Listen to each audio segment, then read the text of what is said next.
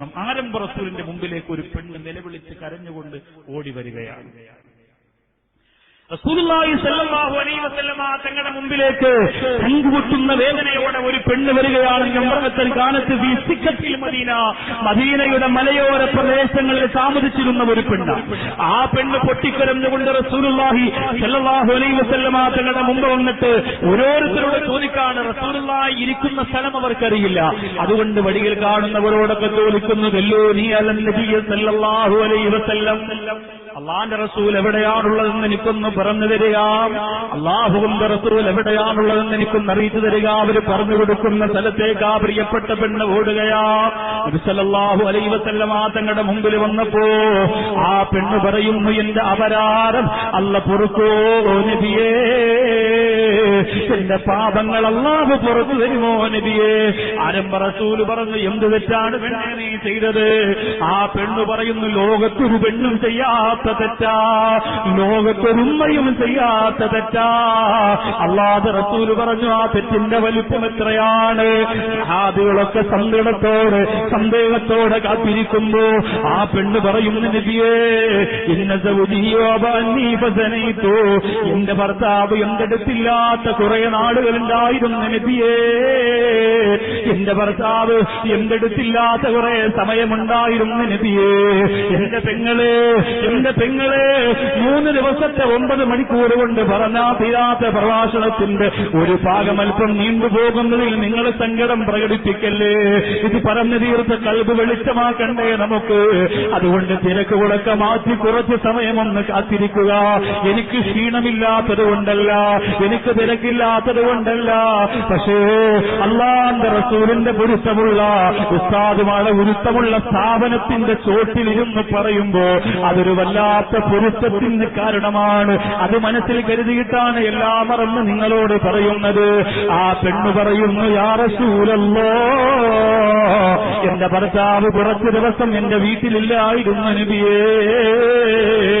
ഭാര്യമാര് ചിന്തിക്കുക, ഭർത്താവ് ഗൾഫിലേക്ക് പോയ ഭാര്യമാര് ചിന്തിക്കുക, എത്ര കാമുകന്മാരാണ്, എത്ര രഹസ്യക്കാരാണ്, എത്ര മിസ്കോളുകളാണ്, എത്ര കമന്റുകളാണ്, എത്ര മെസ്സേജുകളാണ്, എത്ര വാട്സപ്പ് കോളുകളാണ്, IMOയാണ്, വീഡിയോ കോളുകളാണ്. പെണ്ണെ, ദുനിയാവ് അങ്ങനെയാണ്, രസങ്ങളുടെ കൂട്ടുകൊണ്ട് നിറഞ്ഞ നരകത്തിന്റെ ഒരു ഭാഗമാണ്. റബ്ബ് കാത്തിരക്ഷിക്കട്ടെ. ഈ പെണ്ണിന്റെ മനസ്സ് പൊട്ടിയിട്ടാണ് വന്നത്. നബിയേ, അങ്ങനെ എന്റെ ഭർത്താവിനെ വഞ്ചിച്ചുകൊണ്ട് ഞാൻ വ്യഭിചരിച്ചു നബിയേ. അല്ലാഹുവിന്റെ റസൂല് പറയുന്നു, ആ ഒരു തെറ്റ് മാത്രമാണോ ചെയ്തത്? അല്ല റസൂലേ, അല്ല നബിയേ, അല്ല. ഞാൻ വ്യഭിചരിച്ചിട്ട് ഞാൻ ഗർഭവതിയായി, എനിക്കതിലൊരു കുഞ്ഞുണ്ടായി നബിയേ, അതിലൊരു കുഞ്ഞിന്റെ ഉമ്മയായി ഞാൻ. എന്റെ ഭർത്താവ് വരുമ്പോ അറിയില്ലേ, എന്റെ ഭർത്താവ് വരുമ്പോ അറിയില്ലേ, വ്യഭിചാരത്തിലൂടെ ഒരു കുഞ്ഞിനെ പ്രസവിച്ചവളാണെന്ന് ഞാനെന്നറിയൂലേ. അതുകൊണ്ട് നബിയേ, എന്റെ വീടിന്റെ അടുക്കളയുടെ ഭാഗത്ത് സുറുക്ക അടച്ചു വെച്ചിരിക്കുന്ന ഒരു പെട്ടിയുണ്ടായിരുന്നു നബിയേ. എന്റെ വീടിന്റെ അടുക്കളയുടെ ഭാഗത്ത് സുറുക്ക അടച്ചു വെച്ചിരുന്ന ഒരു പെട്ടിയുണ്ടായിരുന്നു നബിയേ. ഞാൻ പ്രസവിച്ച പൊന്നുമോളെ, ഞാൻ പ്രസവിച്ച തങ്കക്കൂടത്തെ ഞാൻ ആ പെട്ടിക്കകത്തിട്ട് അടച്ചിട്ട് കൊന്നുകളഞ്ഞു നബിയേ. ഞാൻ ആ പെട്ടിക്കകത്തിട്ട് അടച്ചിട്ട് കൊന്നുകളഞ്ഞു നബിയേ. അല്ലാഹുവിന്റെ റസൂലിന്റെ മുമ്പിൽ നിൽക്കുന്ന സഹാബികൾ കരയാ തുടങ്ങി പ്രിയപ്പെട്ടവര്, കണ്ണീരൊടുക്കാ തുടങ്ങി പ്രിയപ്പെട്ടവര്. എന്നിട്ട് ആ പെണ്ണ് നിർത്തുന്നില്ല നബിയേ, തീർന്നില്ല നബിയേ, തീർന്നില്ല. ആ പ്രിയപ്പെട്ട സഹോദരി പറയുന്ന വാൾക്കൈത്തുൽ വനദി സുർക്കയുടെ പെട്ടിക്കകത്ത് ഞാൻ ആ കുഞ്ഞനിയിട്ട് അടച്ചു വെച്ചു നബിയേ. അവസാനം ആ കൂടിനകത്ത് കിടന്നുകൊണ്ട് എന്റെ കുഞ്ഞു മരിച്ചുപോയി നബിയേ. ആ കൂടിനകത്ത് കിടന്ന് എന്റെ പ്രിയപ്പെട്ട കുഞ്ഞു മരിച്ചുപോയി നബിയേ. തീർന്നില്ല റസൂലേ, എന്റെ ഭർത്താവ് വന്ന് എന്റെ വീടിന്റെ കം പരിശോധിക്കുമ്പോ അത് കണ്ടുപിടിച്ചാലോ എന്ന് ചിന്തിച്ചിട്ട് അതൊരു സുർക്കയുടെ പെട്ടിയാണ് എന്ന് കരുതിയിട്ട് ഞാനത് കമ്പോളത്തിൽ കൊണ്ടുപോയി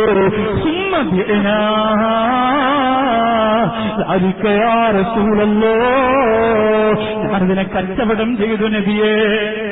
ഞാനത് അതിനെ കൊണ്ടുവന്ന് തുറക്കുകയാണെന്ന് പറഞ്ഞു.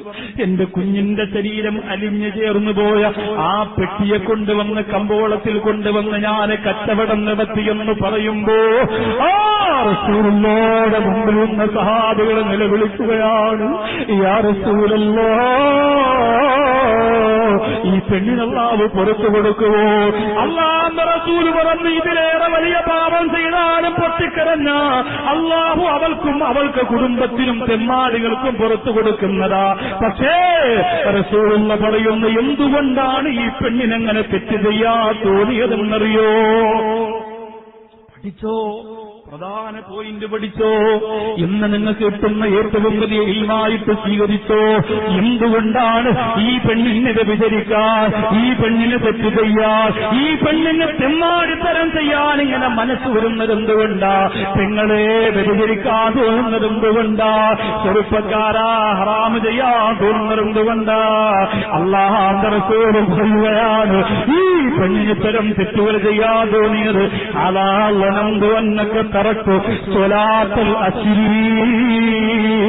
അസ്ർ നമസ്കാരം കലാക്കുന്നവർ ലോകത്ത് വലിയ വലിയ പാപങ്ങൾ ചെയ്യാതെ മരിക്കൂല്ല. ആ പെണ്ണ് പറഞ്ഞു, നബിയേ, എന്റെ ജീവിതത്തിൽ ഞാൻ അസ്ർ നമസ്കാര സമയത്ത് നിസ്കരിച്ചിട്ടില്ല നബിയേ. എന്റെ ജീവിതത്തിൽ ഞാൻ അസ്ർ നമസ്കാര സമയത്ത് നിസ്കരിച്ചിട്ടില്ല നബിയേ. എന്റെ ഉമ്മ നമ്മളെത്ര ചെറുതായി കണ്ടുപോയ കാര്യമാ. റമളാൻ മാസത്തിലെ ഏറ്റവും ക്ഷീണത്തിന്റെ സമയം അസ്റിന്റെ സമയമാ. ഉറക്കം വരുന്ന സമയം അസ്റിന്റെ സമയമാ. കലാക്കല്ലേ, ഒഴിവാക്കല്ലേ, ഉപേക്ഷിക്കല്ലേ.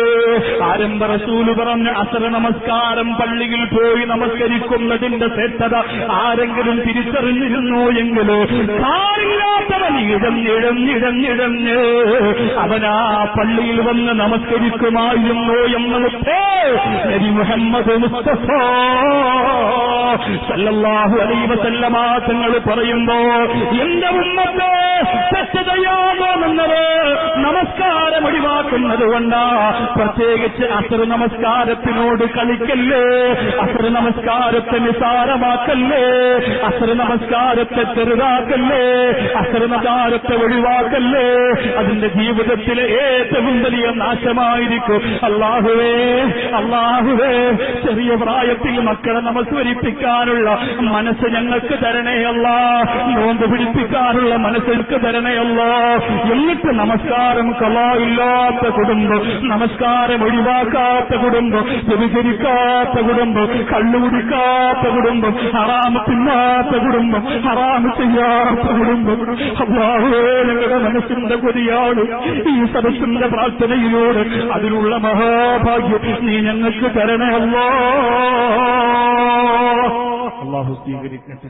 ഇൻഷാ അല്ലാഹ് നാളെ നേരത്തെ എത്തണം. ദുആ കഴിയാതെ പിരിയരുത്. ഒരാൾ ഒരു ചെറിയ ദുആല്ലേ ഉള്ളൂ. ഇത്രയും ഇൽമ കേൾക്കുന്നതിനേറെ പുണ്യം നിങ്ങൾ ആമീൻ പറയില്ല. അത് ഒഴിവാക്കരുത്. ഇത്രയും സമയം ഇരുന്നെങ്കിൽ 5 മിനിറ്റ് കൂടി അല്ലാഹു കബൂൽ ചെയ്യട്ടെ. ഇൻഷാ അല്ലാഹ് ഒട്ടനവധി നിരവധി ദുആ ലിസ്റ്റുകളും വസിയ